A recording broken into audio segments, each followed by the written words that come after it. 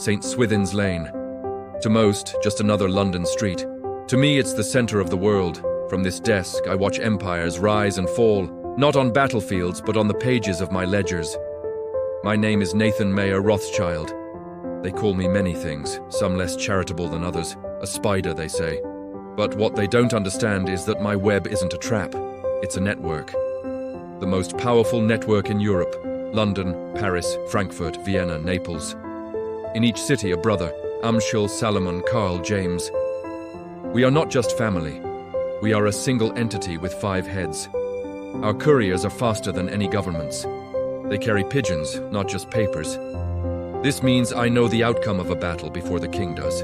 And in my business, information isn't just power, it is profit. Take the British consul, the government bond. A simple promise to pay back a loan, with interest. But it's so much more. It's a measure of a nation's health, its credibility.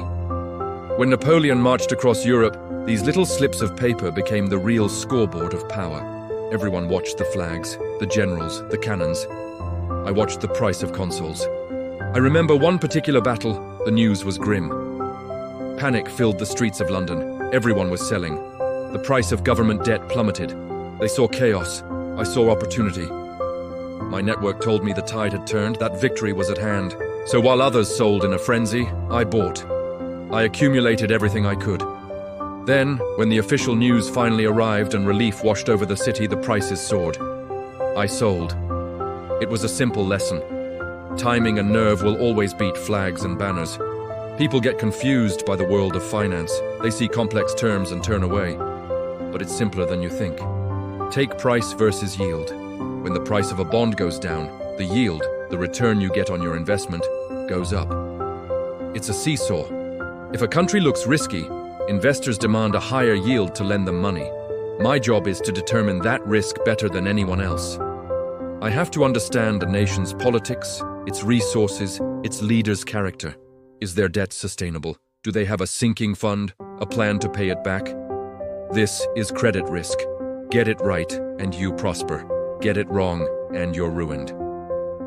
Barings, my great rivals, and sometimes my partners, they understand this game too. It keeps us both sharp. But you can't place all your bets on one horse, can you? That's why I diversify. Not just across different countries, but across political lines. Lend a little to both sides of a conflict. It might sound cynical, but it's practical. Whoever wins, they still owe you money. And currency? A French franc is not a British pound. Their values shift like the winds. So I hedge. I use bills of exchange, locking in exchange rates for future transactions. It's like building a dam to control the flow of a river. It minimizes the shocks. Sometimes we don't even lend a loan. We create a syndicate. I bring other houses like Barings into a deal. We share the risk and we share the reward. This allows us to handle enormous sovereign loans that no single bank could manage.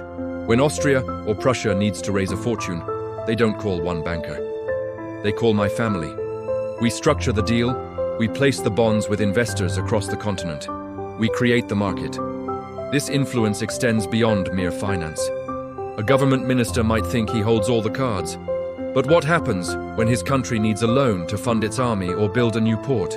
A delayed payment, a slight increase in the interest rate, a widened spread, as we call it. Or even a cool, polite refusal can be more persuasive than any diplomat's speech. A state's ambition is constrained by its budget, and I, more often than not, help draw that budget. They call me a spider, weaving a web of debt. I shrug. This web is what rebuilt Europe after the wars. The capital I channel doesn't just fund armies, it builds canals, lays down railways. It turns mud and steel into collateral that pays a steady coupon. This infrastructure connects cities, creates trade, and generates wealth for thousands. So yes, it's a web. But if you pay your coupons, my web sets you free. It gives you the stability to grow and prosper. Armies draw borders on a map, it's true. But bond yields draw budgets. They dictate what a nation can and cannot do. I don't need banners or grand titles. I have basis points. And with them, I shape the continent. Thank you for joining me on this journey into the heart of finance. If you found this insightful, please consider liking this video and subscribing to our channel for more stories from the annals of economic history. We appreciate your support.